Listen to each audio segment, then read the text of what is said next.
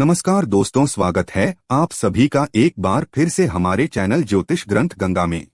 आज की ये कहानी जो मैं आपको सुनाने जा रहा हूँ, यह कहानी बहुत ही ज्ञानवर्धक कहानी है। जो लोग इस कहानी को पूरे मन से और दिल से सुनते हैं, उसके घर में कभी भी कोई कलेश उत्पन्न नहीं होगा। उसके घर में हमेशा सुख और शांति बनी रहेगी। उसके घर में माता लक्ष्मी का सदा आगमन रहेगा। तो सब्सक्राइब कर लीजिए हमारे इस चैनल को, ताकि नए आए वीडियो की नोटिफिकेशन सबसे पहले आप तक पहुंचेगी। आपने सुना होगा कि जिसके घर में रोज झगड़े होते हैं, रोज कलेश होते हैं, उस घर में बरकत नहीं होती। उस घर में कभी माता लक्ष्मी का आगमन नहीं होता, और जिसके घर में सुख शांति होती है, उसके घर में सुख समृद्धि की आगमन होती है, और माता लक्ष्मी का निवास उसके घर पर सदा बना रहता है। इस कहानी को सुनने के बाद हमें यह पता चल जाएगा कि हमें घर में लड़ाई झगड़े क्यों नहीं करना चाहिए, और जिसके घर में लड़ाई झगड़े होते हैं वो उन लड़ाई झगड़ों को कैसे रोक सकता है, क्योंकि घर में सुख शांति का होना बहुत जरूरी है। क्योंकि जहाँ सुख शांति होता है वहीं माता लक्ष्मी निवास करती है। जहाँ क्लेश उत्पन्न होते हैं, लड़ाई झगड़े उत्पन्न होते हैं, वहाँ माता लक्ष्मी का वास नहीं होता। वहां पर दुख और दारिद्र्य का निवास होता है। हो सके तो इस कहानी को पूरा सुने।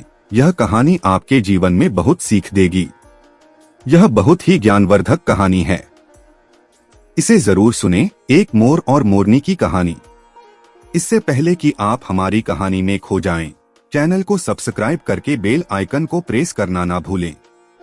चलिए कहानी शुरू करते हैं। एक जंगल में एक मोर और मोरनी रहते थे। मोर और मोरनी बहुत हंसी खुशी जंगल में रहते थे। एक दिन मोरनी मोर से कहती है, पिया जी, हमें यहाँ से चलना चाहिए। हमें वहाँ चलना चाहिए जहाँ हमारे समाज के लोग रहते हैं। काफी सारे मोर मोरनी रहते हैं।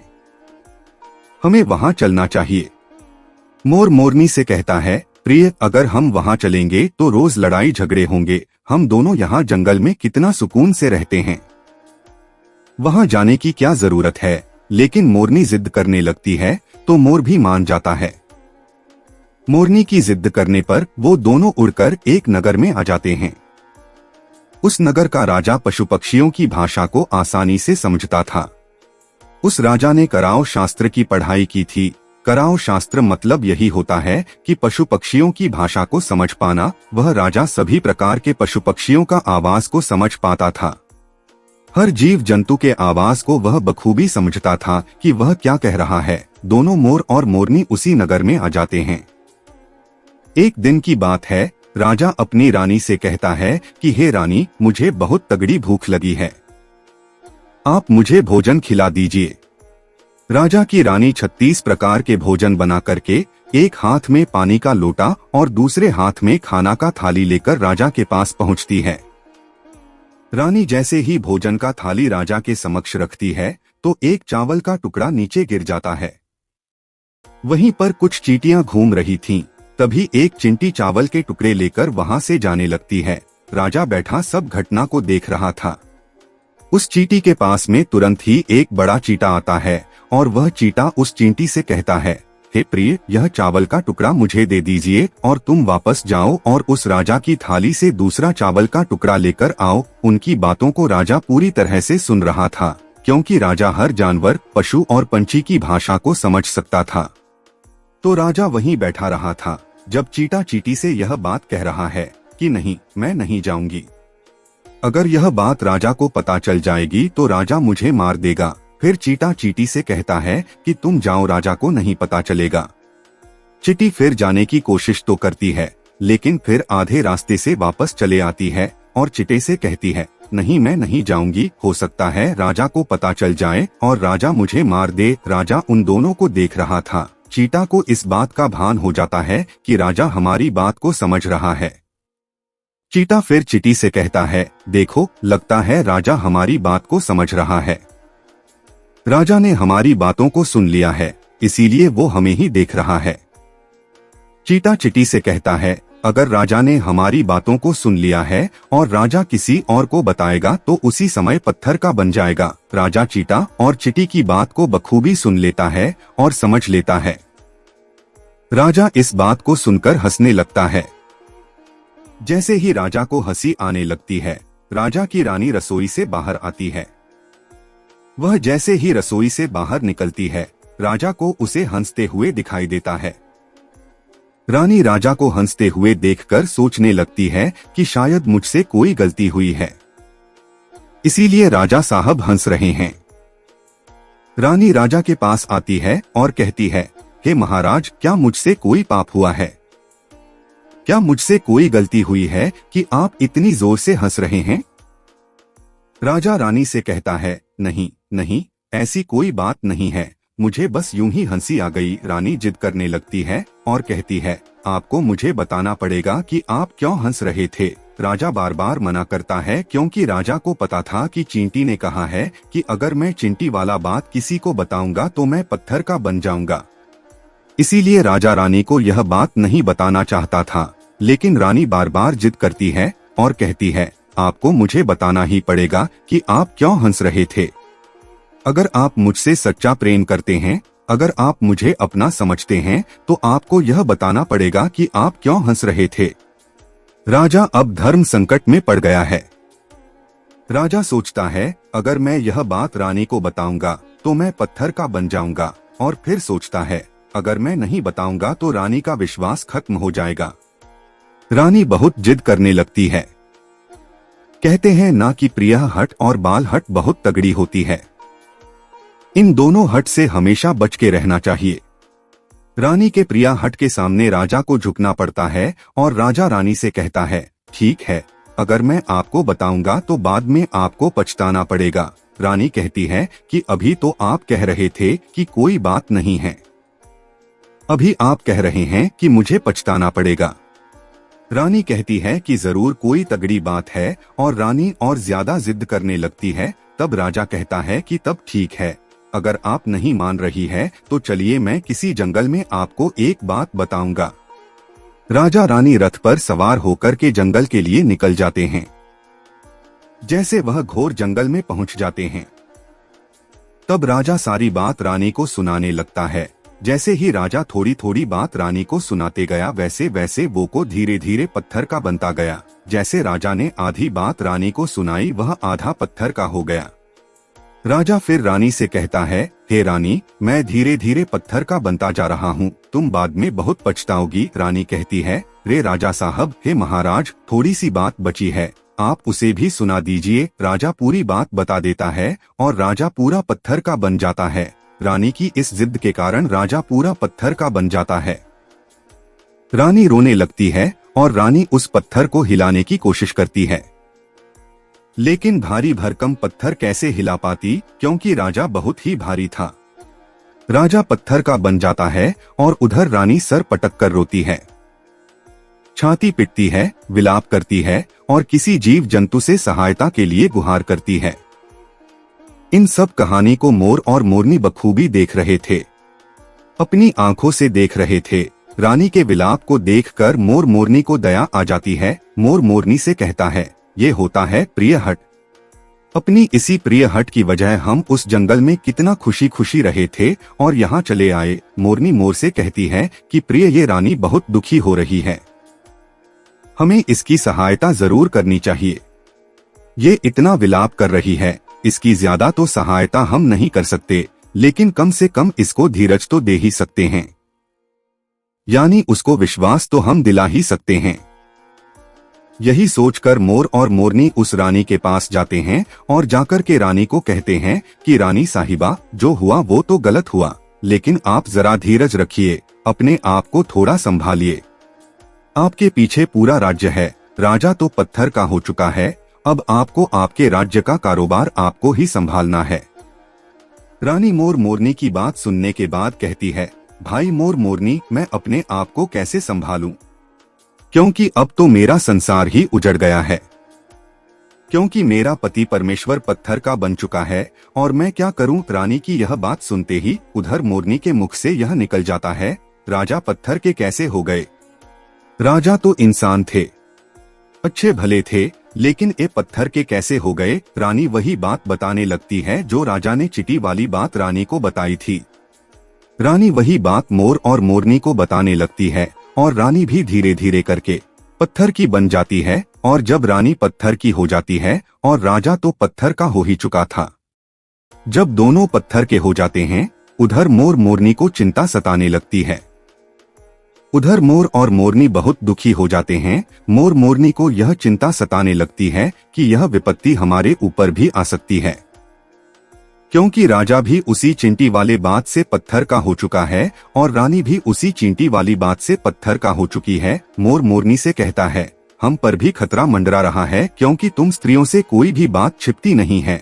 मोरनी मोर से कहती है, पिया जी, यहाँ से हम दूर चले क्या? मोर मोरनी से कहता है, हे बेवकूफ, दूर जाने से क्या फायदा है? यह संकट तो धरती के किसी भी कोने में हमारा पीछा नहीं छोड़ेगा। यह खतरा तो हमेशा हमारे ऊपर मंडराते रहेगा। अगर जाने अनजाने में यह हमारे मुख से निकल गई तो हम भी पत्थर का बन जाएंगे। इसी बात को लेकर मोर और मोरनी बहुत दुखी हो जाते हैं, बहुत चिंतित हो जाते हैं। रात दिन उनको यह दुख खाया जाता है। यह सोचकर वे ना भोजन करते हैं और ना चैन से सोते। बस रात दिन उनको यही दुख सताती है, यही टेंशन रहती है कि यह बात उनके मुख से निकल न जाए। यदि हमारे मुख से ये बात भूल कर भी निकल गई तो दोनों पति पत्नी पत्थर का बन जाएंगे। यही सोचकर मोर ने दिमाग लगाया कि यदि मैं सारी चींटियों को खत्म कर दूं तो यह सब खत्म हो सकता है, क्योंकि ये सारा कराधा तो चींटियों का है। मोर मोरनी से कहता है, प्रिय, अगर हम सृष्टि से सारी चींटियों को खत्म कर दें तो चींटियों का संकट समाप्त हो जाएगा। और मोर मोरनी इस बात से राजी हो जाते हैं और सभी चींटियों को मारकर खाना शुरू कर देते हैं। मोर और मोरनी का इतना आतंक हो गया था कि सभी चींटियां डर के मारे और बिल खोद के धरती के अंदर जाकर छिप गई। मोर और मोरनी ऐसी निगरानी रखते हैं कि उन्हें जहां भी चींटी दिखती है तुरंत दबोच लेते हैं। कोई भी चींटी मोर और मोरनी के इस आतंक के वजह से बाहर ही नहीं आती थी। सभी चींटियों ने जमीन के अंदर अपना बिल बनाना शुरू कर दिया और जमीन के अंदर ही जाकर बैठ जाती। काफी समय बीतने के बाद चींटियों को भूख सताने लगी, क्योंकि भोजन तो बिल में मिलता नहीं, भोजन तो बाहर मिलता है। जैसे भोजन लेने के लिए चींटी बाहर आती, मोर उसे दबोच लेता है और उसे जान से मार देता। एक चींटी और एक चिता बिल के अंदर भोजन के लिए तड़पते हुए श्री हरि विष्णु का जोरदार भजन करने लगे। भक्ति करते करते उन्हें ये भी मालूम नहीं था कि वह कहाँ है, कहाँ नहीं है। वे घोर तपस्या में लीन हो गए। अंत में जाकर श्री हरि विष्णु उन्हें दर्शन देते हैं और भगवान विष्णु कहते हैं, चिटी चिटा, जो तुम्हें मांगना है मांग सकते हो, हम तुम्हारे भक्ति से प्रसन्न हैं। क्योंकि चिंटा और चींटी ने निरंधार भक्ति की थी, ना ही कोई जल ग्रहण किया, ना ही अन्न। इसलिए भगवान विष्णु बहुत जल्दी प्रसन्न हो गए और आकर कहने लगे, जो तुम्हें मांगना है मांग सकते हो, हम तुम्हारी भक्ति से बहुत प्रसन्न हैं। उधर चिंटा और चींटी ना जाने कितने दिनों से भूखे और प्यासे थे। दोनों एक ही बात कहते हैं, हे प्रभु, अगर आप हमें वर देना चाहते हैं तो हमारे पेट में गांठ लगा दीजिए। उन्होंने सोचा, अगर हमारा पेट नहीं होगा तो हम बाहर क्यों जाएंगे और मोर मोरनी हमें नहीं खाएंगे। इसीलिए उन्होंने मांगा, हे प्रभु, हमारे पेट में गांठ लगा दीजिए। भगवान विष्णु कहते हैं, तथास्तु, और चींटियों के पेट में गांठ लग जाती है। आज भी उन चींटियों के पेट में गांठ लगी हुई है। चींटियों का पेट नहीं होता। फिर चिंटा और चींटी भगवान विष्णु से कहते हैं, प्रभु, हमारे पेट में तो गांठ लग गई है, लेकिन अभी भी हमें मोर और मोरनी से खतरा है। मोर और मोरनी हमारे इंतजार में अभी भी ऊपर जमीन पर बैठे हैं और जैसे ही वे लोग हमें देखेंगे वे हमें मार देंगे। भगवान विष्णु मोर से कहते हैं, हे मोर, तुम चींटियों का शिकार करना बंद कर दो। इसमें चींटियों का कोई दोष नहीं है। जो दोषी था वो राजा था, क्योंकि राजा ने कराओ शास्त्र की पढ़ाई की थी, इसीलिए वो सभी जीव जंतु का भाषा को समझने में सक्षम था। उसके साथ साथ वो जिन भाषा को समझता था उनका रूप बदलने में भी सक्षम था। पशु पक्षियों का वह रूप धारण किया करता था और जब वह राजा रूप धारण करता था उन पक्षियों के साथ संभोग भी किया करता था, और जब वो पशु पक्षी गर्भ धारण करते थे तो वो उन्हें छोड़ करके इंसान बन जाता था और फिर ऐसी पशु पक्षियों पर वह जोर से हंसता था। इसकी ऐसी मूर्खता के कारण ही आज ये राजा पत्थर का बना पड़ा है। मोर कहता है, हे प्रभु, उनकी पत्नी का उनकी रानी का क्या दोष है। श्री हरि विष्णु कहते हैं कि उनकी पत्नी भी उनके इस पाप में भागीदारी है, क्योंकि उनकी पत्नी अगर उनको रोकती तो वह इतना बड़ा पाप नहीं करता। इसीलिए उनकी रानी भी इस पाप की भागीदारी है, इसलिए आज वो भी पत्थर का बन चुकी है। श्री हरि के समझाने के बाद मोर उनसे कहता है, हे प्रभु, पर इस बात को हम किसी और से कहेंगे जो कि रानी ने हमें सुनाई है, तो क्या हम पत्थर के बन जाएंगे। श्री हरि विष्णु कहते हैं कि तुम्हारा यह श्राप अब समाप्त हो चुका है, तुम्हें किसी से कहने पर कोई फर्क नहीं पड़ेगा। आप किसी से भी कह सकते हैं, तुम्हारे ऊपर से खतरा टल चुका है। मोर और मोरनी बड़ी प्रसन्न हो जाते हैं। उनका खुशी का कोई ठिकाना नहीं था। श्री हरि विष्णु अंतर्ध्यान हो जाते हैं और चले जाते हैं, और इधर मोर मोरनी का खुशी का कोई ठिकाना नहीं था। अगर किसी जानवर को, किसी पशु को खुशी होती है तो वह झूमने लगता है, नाचने लगता है। यही बात मोर के साथ हुआ। मोर को जब ये पता चला कि उनके ऊपर से खतरा टल चुका है तो वो खुशी में नाचने लगा, जोरदार नाचने लगा। उसकी खुशी का कोई ठिकाना नहीं था। वह खुशी के मारे पागल हो रहा था। फिर जैसे ही मोर खुशी के मारे अपने पैरों के नीचे देखता है कि फटे बदसूरत पैर मोर के बने हुए थे, मोर अपने पैरों को देखकर रोने लगता है। मोर सोचने लगता है कि पहले मेरे पैर इतने सुंदर थे, लेकिन आज इतने फटे और गंदे कैसे हैं। मेरा पूरा बदन सुंदर है, लेकिन मेरे पैर इतने फटे और बदसूरत कैसे हैं। मोर के पैरों का फटने का कारण चींटी खाना था, क्योंकि उसमें बहुत सारी चींटियां मार मार कर खा गई थीं और मोरनी भी उन्हें खा गई थी, इसीलिए उनके पैर फट गए थे। आज भी कोई इंसान अगर चींटी खाता है तो उसके शरीर में छोटे छोटे दाने पड़ जाते हैं। यदि आप ज्यादा मात्रा में चींटी खाओगे तो आपका बदन भी फटने लगेगा। सांप केंचुली क्यों छोड़ता है? क्योंकि सांप चींटी खाता है और इसीलिए उसके शरीर में फट जाता है, अलग हो जाते हैं। इसी तरह मोर के पैर फट गए थे और वे बदसूरत हो गए थे, इसलिए मोर अपने पैरों को देखकर जोर जोर से रोने लगा। मोरनी मोर को धीरज रखवाती है और कहती है, जो हुआ वो तो हो गया, रोने से क्या होगा। मोर नाचता और जोर जोर से रोता है, इसलिए उसकी आंखों से आंसू की धारा बह रहे थे। मोरनी मोर को धीरज रखवाती है और उसके आंसुओं को नीचे गिरने से रोकती, लेकिन रोक नहीं पाती। मोरनी के हाथ तो है नहीं, लेकिन अपनी चोंच से एक एक आंसू को उठाती और अपने मुख में रखने की कोशिश करती, लेकिन कितना अपने मुख में रखती, सीधे मोरनी के पेट में चले जाते। इस तरीके से हर बार मोरनी मोर के आंसुओं को रोकती और मोर नाचता और खूब जोर जोर से रोता। मोर के आंसुओं को देखकर और मोरनी के प्यार को देखकर भगवान श्री हरि फिर से दर्शन देते हैं और मोरनी को आशीर्वाद देते हैं और कहते हैं कि तुम्हारा प्रेम ऐसे ही सदा बने रहे। इस आशीर्वाद के वजह से अब इसे आशीर्वाद समझिए या श्राप, इसकी वजह से मोर कभी संभोग नहीं कर पाता, क्योंकि मोर जब नाचता है तो उसकी आंखों से आंसू गिरते हैं और उन आंसुओं को मोरनी चुगती है और उसी आंसुओं के कारण मोरनी गर्भवती हो जाती है। भगवान श्रीहरि मोर और मोरनी को आशीर्वाद देते हैं और कहते हैं कि तुम्हारी भक्ति धन्य है और तुम धन्य हो। एक समय ऐसा भी आएगा कि तुम्हारे पंख को हम मुकुट बनाकर धारण करेंगे। इसलिए कहते हैं कि जब श्री कृष्ण के रूप में श्री हरि धरती पर आते हैं तो वह मोर का पंख अपने मुकुट में धारण करते हैं।